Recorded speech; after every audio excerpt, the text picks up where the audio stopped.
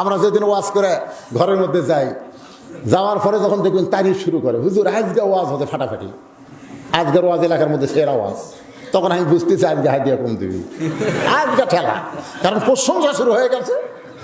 লাস্টে বলতে তো হুজুর আমি শুনেছি যে আপনার ওয়াজ ভালো হওয়ার কারণ হলো আপনি টাকা দেখেও নেন না, টাকা চাইও নেন না, মানে আস্তে আস্তে গ্যাস মারতেছে। আপনি সেই বক্তা হুজুর, আপনি দেখেন না চাইও নেন না, আমরা আপনি ঠকাইনি হুজুর। দেখ সাইড থেকে একজন বলতেছে টাকা গোনা উচিত লয়, পকেটে দিলে সেই তাল মারা দিছে, উপরে 1000 টাকার লোক ঠিকই আছে, কিন্তু ভিতরে খালি 50 আর 20 টাকার লোক দিয়ে সেই মোটা করে দিছে ভাই। হঠাৎ যদি হুজুরের তারিফ হয় সমস্যা আছে না নাই? আর আমাদের বাংলাদেশের একই ছেলেকে 3 মাস্টার পড়ায়, 3 মাস্টার, ইংরেজি মাস্টারকে মাস গেলে 2000 টাকা দেয়, বাংলা মাস্টারকে মাস গেলে 1500 টাকা দেয়। 3 মাস ধরে হুজুর আরবি পড়ায়, এখন পর্যন্ত বেতনের খোঁজ নেই, 3 মাসও হুজুরের খোঁজ নেই। ছেলে যায় তখন বলতেছে আব্বা আমি নিজে নিজে কোরআন পড়ার পারি, তখন বাথরুম করছে, ফেরে আমি তো হুজুরের খোঁজই নেই রে।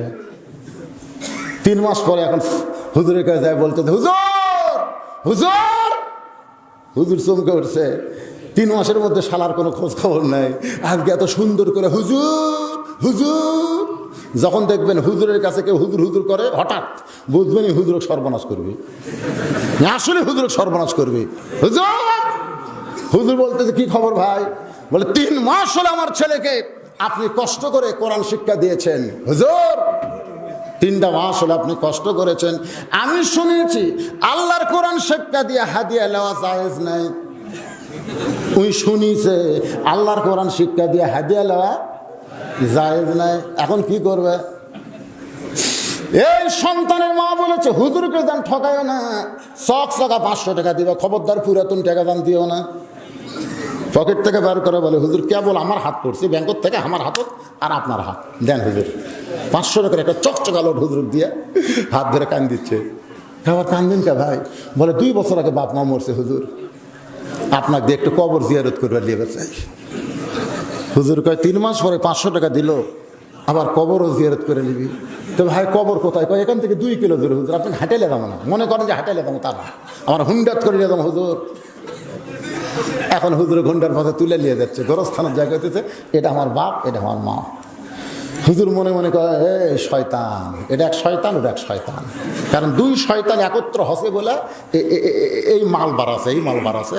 ইংরেজি মাস্টারকে মাস গেলে 2000 দেয়, বাংলা মাস্টারকে 1500 দেয়, আর 3 মাস পরে আমার 500 দিয়ে কবর জিয়ারত করা লাগে। ব্যাস কর্ম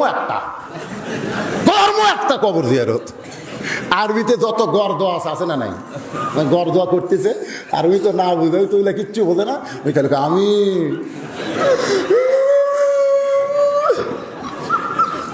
হুজুর আলেমের সাথে ফটকাবাজি করিস না রে, যেটি বাংলা পারবি না সেটা আরবি জাহান্নামে দিবি। তোর কোনো কথা ঠিক কি না? পারেন জানাজা করবার পারেন, আপনার বাপ মরলে মা মরলে জানাজা করবার পারেন, কথা বল না কেন, কথা বল না কেন?